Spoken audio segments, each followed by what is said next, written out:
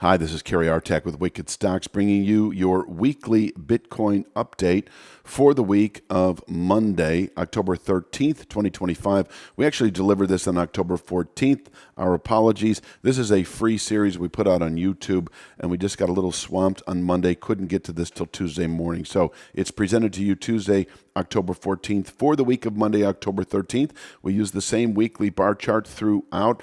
This really displays kind of the big picture. We had a significant buy signal almost a year ago above this 5-year channel top that is well below the market at 85,804. We fell back from the January high and retested this area significantly in February, March, April. We never closed back below it, despite the fact that we certainly spiked through it significantly during all the tariff talk. We sprung back and rallied up to this full wave count, which has been holding quite well on 4 individual attempts if you count the weekly bar chart. Most recently, last week and the week before, this 122,433 is nothing more than the 22 high. Subtract that from, or basically you subtract the 22 low from the 22 high, and then you add that difference back to the 22 high. I call it the full swing. When you run out of line studies, which can happen when you're in uncharted territory, these come in handy as exhaustion points. Are they innate resistance? In other words, can you sell them aggressively long term? Obviously, you can here. I mean, we initially tested it back in July, so that's 3-4 months of activity, and we've backed away significantly from last week's high. We do need to close above 122,433 to signal, and I'll get to that in a moment, higher trade as we move through the rest of the year. But until then, we have fallen back to, well, I've been showing this 7-month channel bottom. It did hold a few weeks ago. We're certainly below it presently, 112,227.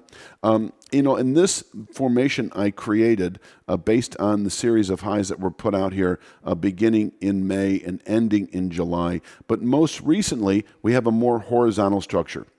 So there's nothing invalid still about 112,227. It is a tradable level. And yes, if we close below it by one measure, it is a sell signal. But I do think you need to hold the phone on that thought, because based on last week's high, we have this newly formed channel structure. And this is more valid anyway. It's not as steep. It's got a softer angle of ascent, of rising, and it is our valid downward pivot point, I think, through the rest of the year. It's also a base of support near term. I think for the next 2 to 3 weeks, you can buy 108,565 and sell 122,433. If we close above 122,43 in the coming weeks, the 139,109 level in reach, which I'll show in a moment, I do think you can buy 108,565 if you're a longer-term position trader anticipating 139,109 possibly by the end of the year. But I think clarity emerges on 139,109 if we can now close above 122,433. I think this has earned its status as a significant pivot point on a near to midterm basis.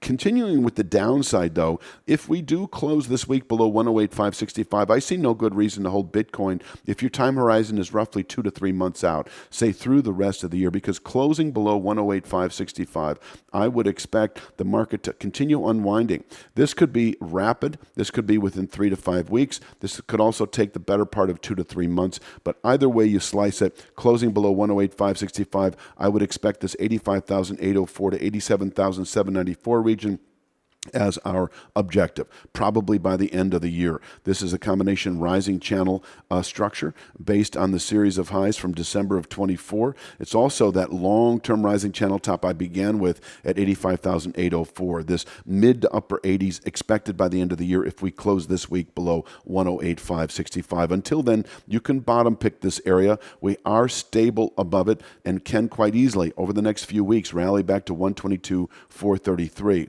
If we do close above 122,433, and I don't actually, I'm going to actually create it right here because it is this channel structure here. Yes, I know that to be true.